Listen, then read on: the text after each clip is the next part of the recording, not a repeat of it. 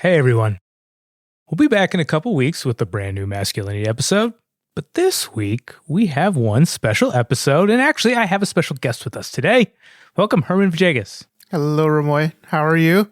Always just happy when you're around. Always just swell when you're around. Always good to connect with you, too.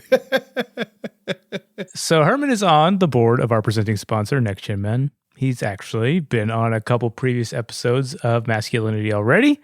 But today, we're actually going to drop an episode of the podcast he produces and hosts. Now, Herman, what is the name of this episode you're sharing today? The name of the episode is called Who Runs the Internet? Yeah, and it's just like an open question. Well, yeah, what are we going to find out? Who does run the internet? What's this episode about? Well, the episode is about my kind of thoughts around fandom specifically, and how women and girls, specifically young girls, have used fandom and have kind of to create a community around the internet through their language, through the way that they communicate with celebrities or the way that they communicate with themselves. And that has kind of infiltrated into a culture on the internet that is very apparent.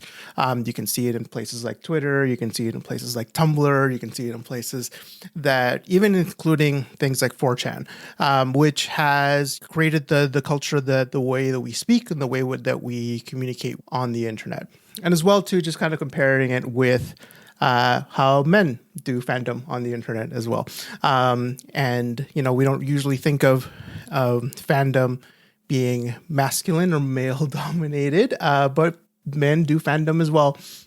And through, you know, we're just thinking of just like far right influences, even just people like Joe Rogan, even people like Jordan Perterson, even like just people who, or even just the recent thing with Andrew Tate.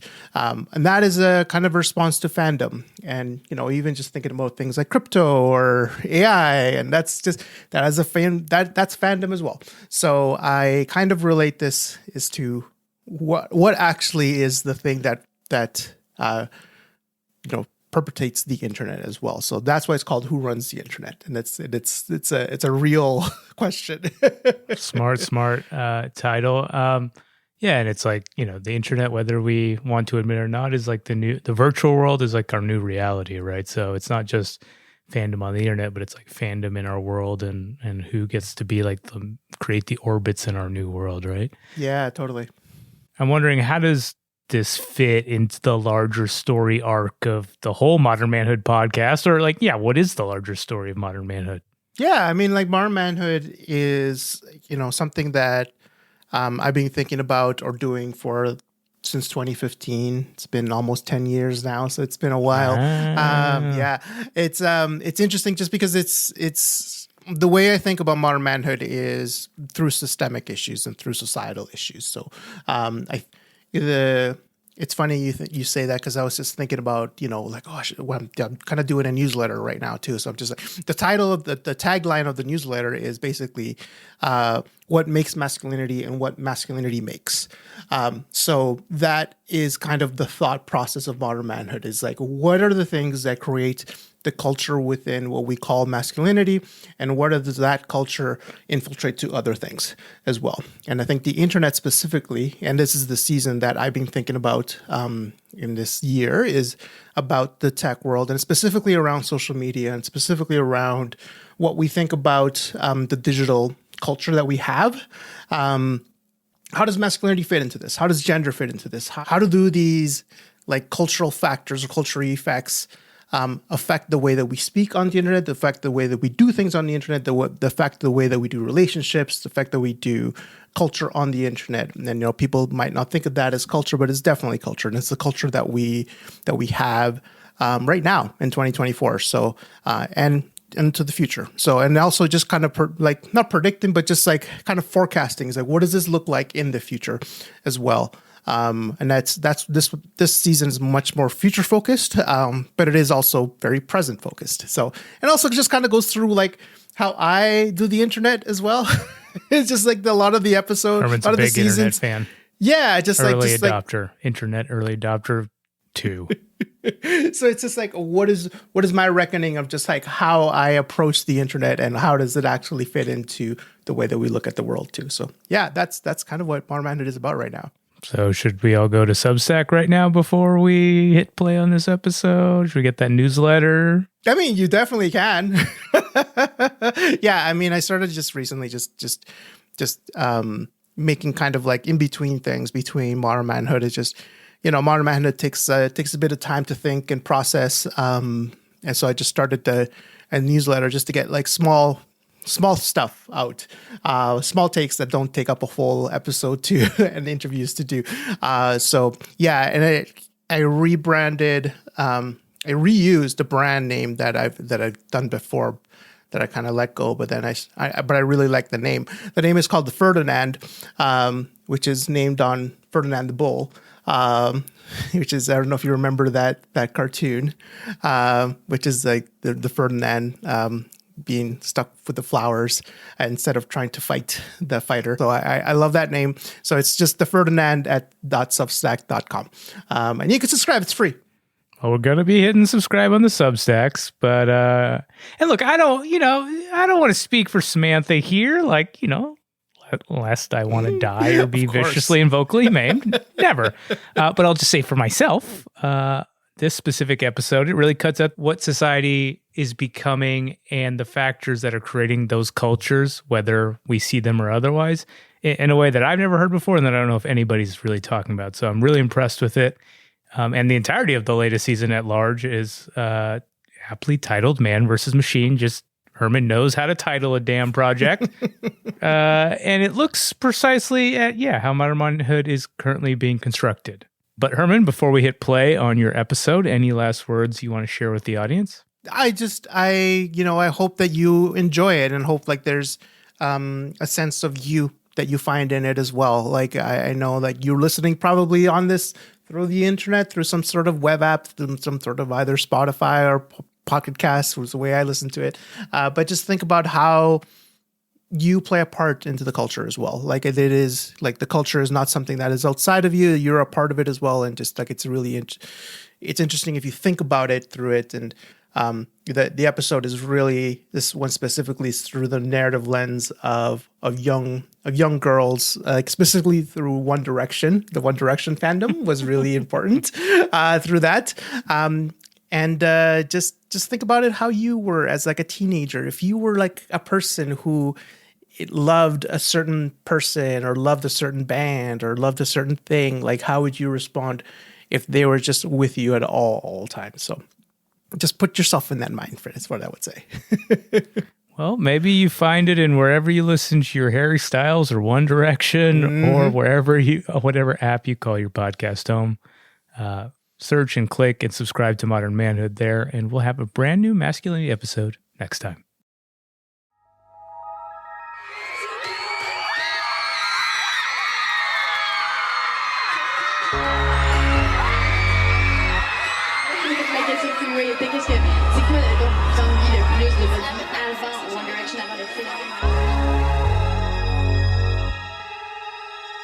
As I reflect on the end of 2023, two news events stood out to me that I believe speaks volumes on how different people use the internet. Number one, Justin Bieber's NFT, which he bought for $1.3 million at the start of 2023, now only worth $70,000, more than a 90% drop in value. And number two, Stanley's Quencher mug is one of the most popular products in the world. Stanley, whose water jug was used by pilots in World War II, is now a product tailor-made for moms. These two news stories tell me more about how men and women use the internet in 2023 more than anything else. So let's break these down a bit. In 2022, NFTs, or non-fungible tokens, were all the rage in popularity, propped up by the sudden rise of cryptocurrencies and storing things in the blockchains. So people found out that we could also store pictures in the blockchain, and those pictures became rare. Now there's a whole rundown about cryptocurrencies and what NFTs are and how they are used, so I'm going to direct you to the reporting done by publications like The Verge or 404 Media about this. However, know that through the spike of popularity of NFTs and cryptocurrency, a term was coined, the crypto bro. Because of its nature that it was close to money and the creation of more finances and more money, cryptocurrencies and tech was dominated by men. In 2021, the Pew Research Center polled that of all Americans who knew about crypto, 43% of men aged 18 to 29 invested, traded in, or held cryptocurrencies. This was in contrast to only 19% of women in that age group. In February 2022, British GQ stated that of the 13 million cryptocurrency accounts, 93% of them were held by men. And these men were, for the most part, extremely vocal about their excitement and wealth, especially against people who looked at cryptocurrency and NFTs with a lot of doubt. Very knowledgeable people warned about the bust of crypto and that it was gambling and not the future of finance and tech. Also, it was very easy to scam people with cryptocurrencies and offering get-rich-quick schemes. And it's noted that the people who run crypto were mostly all men. In 2022, Fortune magazine stated that of the 32 biggest crypto companies in the world, Forex study found 100% of them had male CEOs, and 8 of the top companies in the crypto space lacked a single female board member. The 3 that had at least one board member that was female were the biggest crypto banks: Binance, NYDIGS, and FTX. And if you have been following the news a bit, you'll know what FTX and Binance are in the midst. Breaking news tonight here on Top Story. Sam Bankman-Fried guilty on all 7 counts of fraud and conspiracy.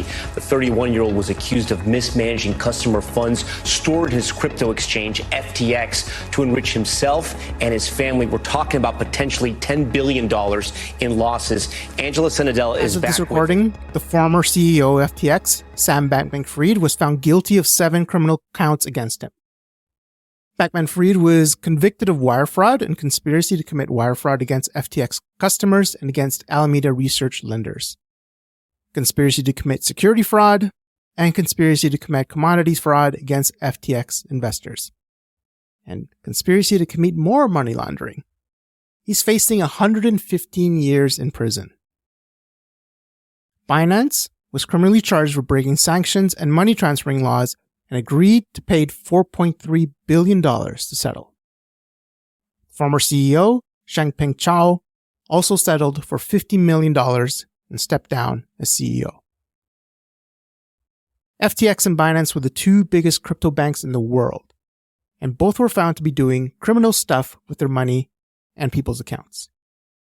With those court cases, crypto has plummeted, especially NFTs, the most in-your-face version of the get-rich-quick scheme. NFTs and crypto itself, in the beginning, its most noted backers promised it would be a revolution of safer and a more egalitarian version of the tech world. One where money was not beholden to big banks like Wells Fargo, but were in the hands of the people. That was the promise. Or where artists, even digital artists, were compensated fairly. None of that came to pass. And it was because of the greed of the crypto bros and the people who cheered it on.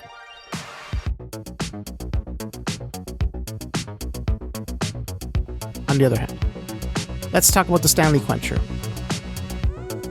In 2019, Stanley is considered a manufacturer of durable goods. It's a water bottle that was made specifically for working men to carry liquids like water, coffee, soup, and it would keep its temperature for hours at a time.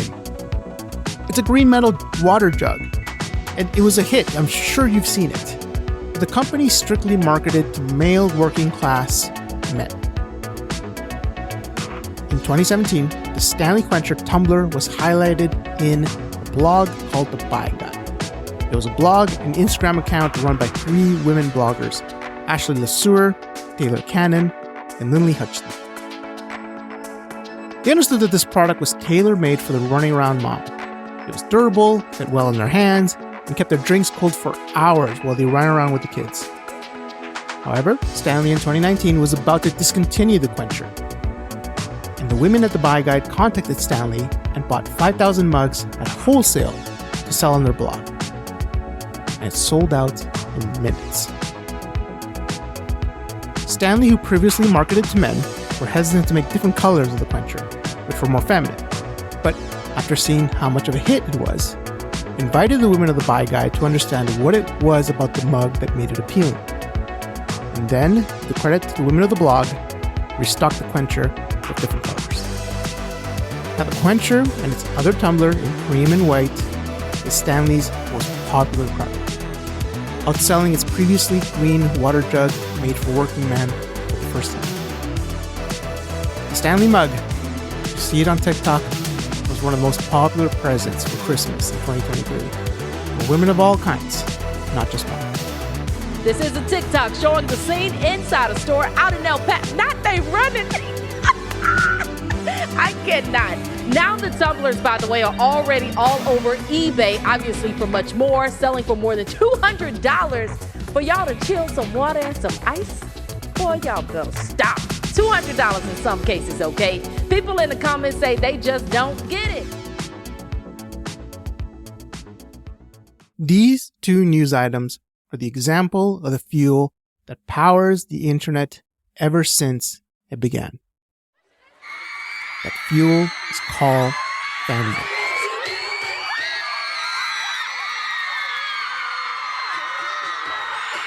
Now, when you think of fandom, I believe your mind is going to go to Taylor Swift fans who bombard journalists if anything is said bad about them. Or the same fans who started to buy Travis Kelce jerseys en masse. Or maybe it's the book fans who will take romance novels they found on TikTok and made them bestsellers overnight. Or maybe it's the same people who buy the Stanley mugs and revive what would have been a dying brand. And fandom creates influence. And influence creates power. And power creates shifts. And the way males use fandom, like what we see with crypto, is much different than how women use fandom, like we see with Stanley.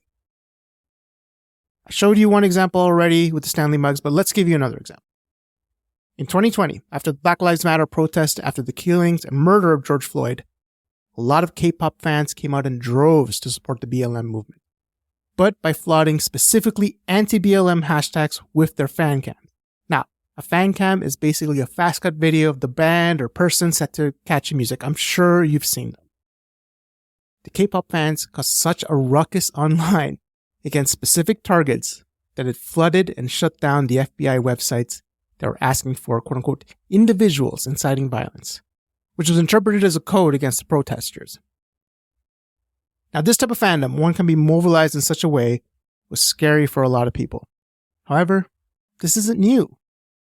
It's just that K-pop fans are the best at it currently. Caitlin Tiffany interviews Lori Morimoto, who is a fandom researcher in the book, Everything I Need, I Get From You.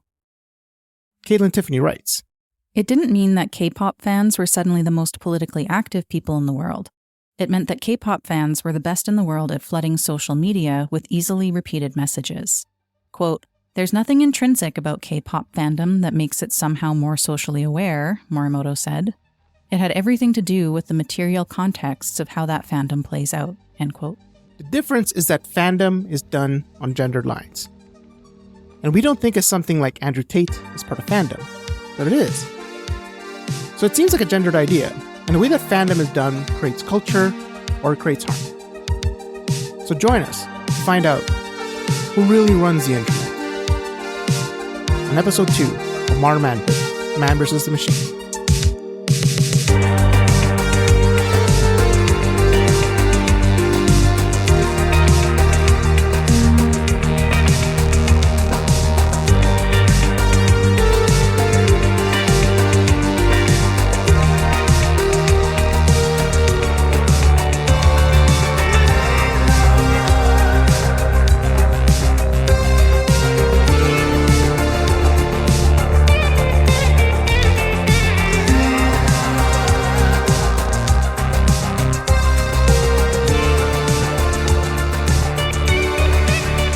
I think that there's a real difficulty because on one hand, you have all of these communities that we interact on, whether it's Reddit or, Facebook or Twitter, now X or whatever. These are all kind of private companies that ultimately are, their main goal is not to create community, but to usually make advertising profits or something like that, right? Sure. Absolutely. And so that is what they're motivated toward. And they often shape the communities and they shape the communications that have on these platforms based on those goals, not, what is going to be the best for how we communicate or creating thriving communities and all this kind of stuff. That was writer Paris Mark, who we spoke with in the last episode, reflecting on how social media companies create communities, but not with the intention to connect, but to consume. However, this mentality has also created toxic communities in all branches of social media. Some that these companies just don't want to get rid of because these toxic individuals are some of their most active users. And a toxic Discord is sometimes their most profitable. The way masculinity is portrayed in these companies all of a sudden shaped the way we see the world. Let's start before 2010s, in the early 2000s and the late 90s, before social media took over. The people who influenced the way we looked at the world on the internet were the bloggers. People who posted about their lives every day on their individual websites. People who told you what their favorite music was, who they were interested in, who they were obsessed with, and what you should say and how you should say it. I hate to admit it, I was a blogger back in my day. I'm not as popular as some of the bloggers, but I still had a bit of a following. And let me tell you, the things I was writing about back then, they weren't good. It was a loose stream of consciousness writing without real editing. I wrote something in a day and just throw it out there. But as equally as I wrote on my blog, I started reading other blogs as well. And we linked each other's posts and make sure to get read by others. It was honestly really fun. I actually met so many people through blogging. And I know couples who are now married with kids who met through the blogs. It's wild times. Now, if you're unacquainted by blogging, you might think to yourselves, a bunch of guys with a lot of times in their hands writing things, well, that's a recipe for trouble. And it's not like there wasn't that. I mean, some of the biggest, most problematic men's rights activists came from blogging.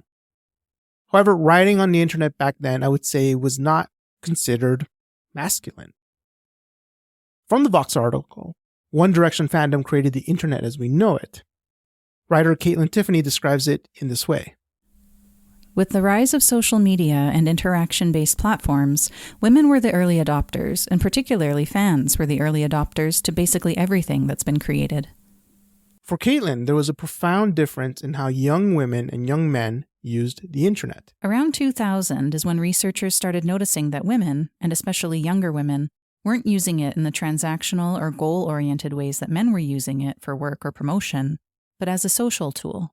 For a lot of guys, socializing on the internet felt like a waste of time. And most importantly, there was very little money in it. That didn't come until later. So like a lot of things that happened with technology, women adopted and the men exploited it. In the early 2000s, the most popular bloggers for a long time were mostly women. People like Arianna Huffington, co-founder of the Huffington Post. It's just a great expression of your passions. Whatever you're passionate about, it could be politics, it could be skiing, it could be cooking, it could be your cat. Or Heather Armstrong, also known as Deucer, who is considered the pioneer of mommy blogging. Or Gina Trapani, who originated the popular blog Lifehacker, which provided tips and tricks, and it's still going strong today.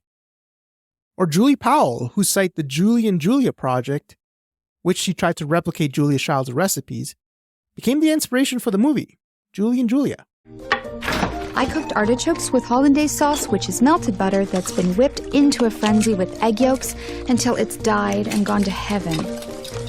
And let me say this, is there anything better than butter?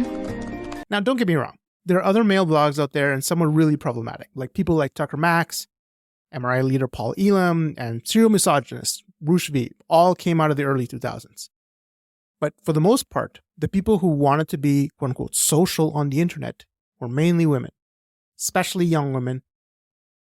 By 2009, right after the hashtags became searchable, Twitter's user base was young, mostly 18 to 29, and female.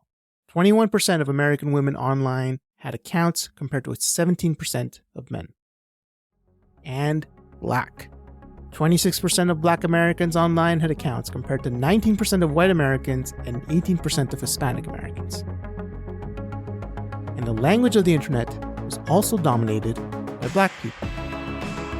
In an article about fandom, Caitlin Tiffany, who you've already heard of already, talks to Farhad Manju, a researcher of Black people's experience on social media. The Slate columnist Farhad Manjoo asked several media and network researchers to explain the phenomenon to him and was told that young Black people were using Twitter, quote, differently from everyone else, unquote, on the platform.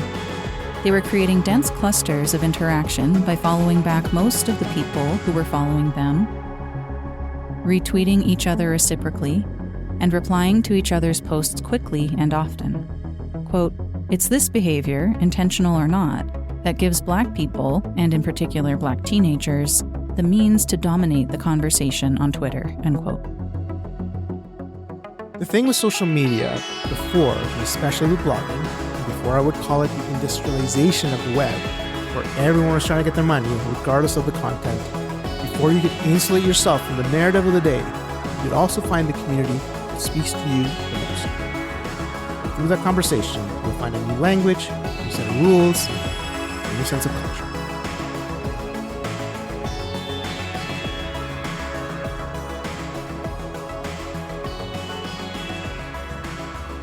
We have to keep in mind that a platform like YouTube, especially YouTube, but other social media platforms as well, very much rely on self-help. Like people usually go to those platforms for self-help, especially teenagers, especially young adults. So those tools are really powerful when it comes to the formation of the self, like how you're going to become this person, that person. So we function very much with role models, influencers. Young people will go to this type of influencer, this type of influencer. That was YouTuber, video essayist, and author Alice Cappelle. She recently wrote a book called Collapse Feminism, which deals specifically about how anti-feminist discourse is pushed through algorithms into our feeds, and therefore becomes internet culture. Alice came into my worldview through a video titled Positive Masculinity is Overrated. Normal man perform positive masculinity, and I insist on perform to make you buy their books, to make you watch their videos, and don't necessarily apply what they preach in their daily lives. That doesn't mean that their message isn't good, that it doesn't have a positive impact on others. But it's always good to remain critical and keep people accountable. Which personally something I have been saying for a long time. I mean, if you want my full thoughts on this, then I will link a full show I did on this on the notes. I did this video more than a year ago now and I titled it Soy Boys, or Why Soy Boys Are So Hot. And again, it was very clickbaity. I wanted to get all the attention possible. And I didn't like what I did with this one because I feel like I kind of laid into this sort of binary toxic versus positive. Through this reaction, though, she reflected on how she would self-censor in response to video title. You got this, you get this sort of rush of anxiety. And it's like, oh God, people will misunderstand what I said or blah, blah, blah. And just change the title, put something that is more, I guess, more generic. And, but yeah, that do happen quite often. And sometimes it's good there. Like sometimes they'll comment on this thumbnail is really not good. Just don't do that. And this in a nutshell is really the worry that a lot of women have on the internet, where one misplaced, or not, word can lead to possible misunderstanding and possible harassment. I talked about it again with some other creators, but just the feeling that you have to go the extra miles to prove your legitimacy. So any tiny mistake can then be used against you. And, because we face this sort of misogynistic attacks on a daily basis in the comments sometimes while. Yeah, I don't want to give any examples because it's just sometimes quite brutal. Mm-hmm. And internet harassment is so commonplace that it's now become a political strategy. And this doesn't sprout out of 2015 when Donald Trump and the Proud Boys popped up. Internet harassment as a strategy for silencing, misguiding, and then controlling the narrative has been something bad faith actors have used for years, way before social media. In the last season of Modern Manhood, the history of modern manhood, we talked about the rise of the website A Voice for Men, a men's rights activist website who used targeted harassments to silence and intimidate online feminists. And this strategy was used fully through the Gamergate saga. I mean, if you want to know more about Gamergate, check out episode 5 of the last season of Modern Manhood. But generally, it's about the harassment of people online like Anita Sarkeesian, who spoke out against the sexism in video games. One of the major players that came out of that saga was Milo Yiannopoulos, who spurned the rise of people like white nationalist Richard Spencer, and whose boss was Steve Bannon, who was a strategist for Donald Trump. All of this is not new for any person who is non-cis or non-male on the internet. Yet trolling has been an internet pastime for as long as there has been an internet. And 4chan has been the volcano of trolling for a long time. In the Vox article titled How the Alt-Right Uses Internet Trolling to Confuse You into Dismissing Its Ideology, they describe 4chan's trolling as thus.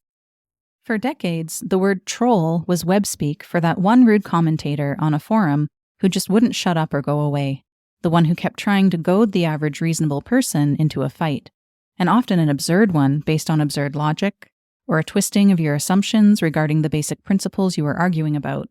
For instance, a troll might argue about the color of the sky by insisting it's red, and remaining intentionally tone-deaf in response to any attempt at correction. But trolling came in different ways. Like, for example, 4chan trolled the online voting system for their top 100 so they could land its founder on the list, or for it to say certain phrases.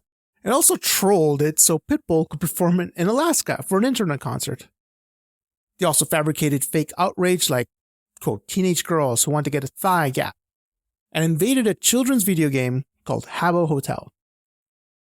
And of course, trolling can invade people's offline lives, like the act of calling a SWAT team to somebody's house, called swatting, or doxing, which means to reveal someone's real-life address for the purpose of harassment. Swatted? What in the world?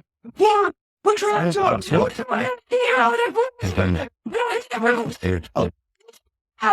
the corner. Look behind your back. It's not going back to now. All of this was hand-waved by people in 4chan as just for jokes or for the lols. And how do I know this? Well, here's where I admit at one time in my life, I frequented 4chan for a while. So I have an understanding of its culture and its chaotic, reactionary, contrarian mentality. Like a toddler just learning the word no, whenever you wanted it to be, it would do the opposite. Its famous phrase, "we're not your personal army," was taken as a dare. It would only do as whatever it found it to be justice oriented or funny enough. Whatever was hacking the Church of Scientology websites or the hacking of many private pictures of celebrities to find nude images. Really had no moral compass. At least when I was there, it was easy to see that it just wanted attention and to be left alone at the same time. And even though it claimed to be a moldless and chaotic and almost apolitical, a lot of people use those same strategies to not only affect people's everyday life, but now used politically to affect millions of people at the same time. And for the most part, 4chan and all of its forums was male-dominated. And I don't need an official census to tell me that. 4chan in itself became a place for indoctrination. Not so much of fascism or far-right influences, although there was that, but for indoctrination of language. The way people, particularly men, would talk online. Provocation would seek provocation.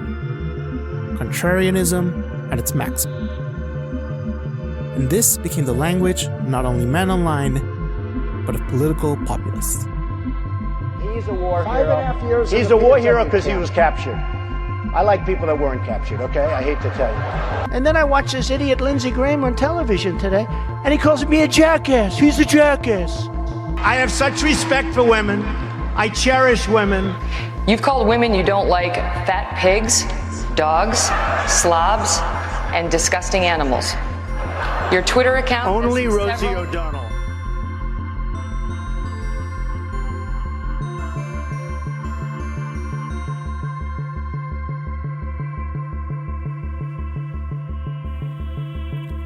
There is something that connects both ways in which women and men, and honestly anyone from any gender on the internet, and that's influencers and fandom. As Alice explains it, there's a specific type of male influencer and the reason why they're successful. The reason why people like Andrew Tate or Fresh and Fit, for example, like the host of the Fresh and Fit podcast, are so successful is because the basis of their content wasn't so much about masculinity or truth of females or whatever they advertise. Yeah. And regardless if they like the title or not, these male influencers are part of the manosphere. The manosphere, as Alice mentions, this in her book Collapsed Feminism is similar to places like 4chan. Its misogyny, racism, fat phobia, homophobia, transphobia, and ableism are extremely raw. The language of these influencers are not only catered in a sense of political correctness, but more so in a provocative, absurdist, and for a lot of people, a sense of danger.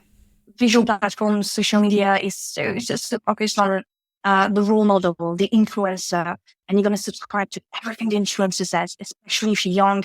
And, most people on social media are teenagers, young adults. So it's always important to keep that in mind as well as we talk about those things like toxic masculinity, healthy masculinity. The language also gets parroted by its youngest listeners. This clip I'm about to show you is a perfect example of this. An influencer named Sneeko, who is known to go on live streams and say homophobic, transphobic, and misogynist things, he did a meet and greet at a baseball game where a lot of his young fans, who are maybe 10 or 13 years of age, met him and repeated back to him the things that he would say on stream. Fuck the woman! Fuck the woman! What? No, wait. We love women. We love women. But not like transgenders. Yes, sir. We love everybody. Jesus Christ, these kids must be 12, I don't know, 8, 5, they're little babies, and they're saying pretty heinous stuff. No. Now, Sneeko was taken aback by this. He tried to backpedal what he was saying, and he ends the clip by saying, "What have I done?" And this is, of course, a part of fandom. Parroting what they say, being like they are, it catches young men from starting to think about their life and what they would like to do in this world. They begin idolizing specific figures that they think are successful or reach a specific emotional tone that they might be feeling. Sneeko and the many people like him are doing this for clout, but they also can't get away from thinking that this is all a joke. They believe what they say and are using young people in general to create a culture of grievance. However, people like Sneeko and Andrew Tate and Fresh and Fit are easy to dismiss. Their language and ideas are for the most part taboo. It's unfortunately also what makes them popular. But regardless of being ironic or post-ironic, being in on the joke or just being the joke itself, the boys in the clips, they're fans. And regardless of what you think of fandom, being on the internet at this time means that you will be eventually part of the fandom. Kit and Tiffany again. There is no such thing as fan internet because fan internet is the internet. We don't see these things happening until they've happened. Now, every time a pop star or a real housewife or a woman politician makes a quip, it winds up the subject of homemade merch and reaction gifs. When a man is seen doing something endearing, eating flamin' hot Cheetos with chopsticks, leading the country of Canada with some amount of competence, he becomes the internet's boyfriend for a season. When a girl does something interesting on TikTok, a dance, a funny face, a well-executed bit about how golf courses are causing the destruction of the planet, dozens of Instagram accounts dedicated to her pop up overnight. We love to fan so much, we'll take nobodies and make them into stars. But it is noted that the way males and females do fandom is vastly different. Alice Cappelle again here explaining what kind of fans she has, especially on the online platform Discord. So for example, like the fact that it's Discord means that it's mostly male dominated, that usually men are more active on those sort of conversations. And it took me a while to actually realize it. I sometimes like, that's weird. Yeah, it's like men talking, really. And then I checked, and I saw that no, there were some women, there were non-binaries, but it's a combination of being male-dominated and also the fact that men tend to use space more than women, and non-binary NBs. So that was very frustrating because I was like, oh no, in my ideal community, everybody would talk and there would be no shame and blah. Maybe one big difference is women are very drawn to the lifestyle type of sphere where you kind of evolve with the person, like you follow the person on a daily basis. Whereas I feel that, again, like it's my personal experience of it, men are maybe more drawn to practical tips, tutorials of how can I be this, or how can I achieve this or that. And this is true. Male influencers are awash in either self-help, productivity, leadership, or maximizing life. You even see it in the healthy masculinity sphere, which is awash of people asking, can you be a better man than you are right now? And this is an issue because if you maximize this to the nth degree, you get the manosphere. And the tips that the manosphere has about life inevitably lead to one place: misogyny. Alice said this as much in her book, Collapsed Feminism. In conclusion, the entirety of the self-help industry, the manosphere, hardcore self-help, alternative self-help, has failed to provide an answer to young men's loneliness that doesn't ultimately put the blame on women. Most gurus and influencers perform relatability only to capitalize on young men's insecurity in order to sell them books, courses, or whatnot.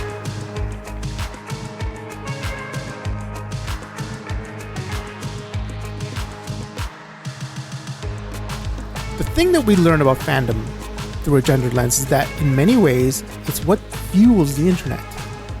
It's the thing that creates culture and also creates havoc. Caitlin Tiffany again. Fandom is the dominant mode of commerce, the backbone of the influencer economy, the force behind the bizarre rise of self-aware brand Twitter, the dizzying ascent of a handful of pop stars whose personal fortunes are larger than the yearly budgets for some small cities. Brand loyalty has been rebranded as fandom, as has passive consumption of all sorts of media, from HGTV to Spotify playlists. The word audience slips seamlessly between concert halls and follower accounts. The word love drifts around like a leaf. But look closely, and you'll see who are the people that are creating harm through fandom, and you'll see the men leading the charge. The Alex Jones, the Andrew Tates, the Joe Rogans. All of them have extensive fans and a network of fandom that have created a lot of harm. Not by what they have done, but by channeling the power of fandom and the internet to harmful uses. As well, let's not forget the other side of the coin. The women on the internet who wield as much energy and excitement over things like Taylor Swift, Beyonce, Harry Styles, K-pop, Stanley mugs, and everything in between. They have not been taken as seriously, because they are the ones who have not only expanded their reach, but created the culture of the internet as we all know it.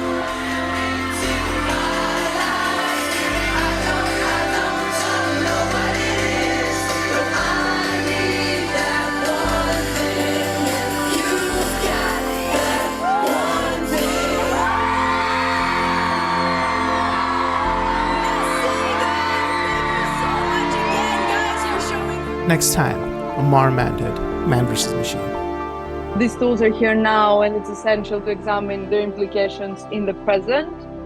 And yeah, I think there are a lot of implications already, and we will miss them if we only focus on what's to come.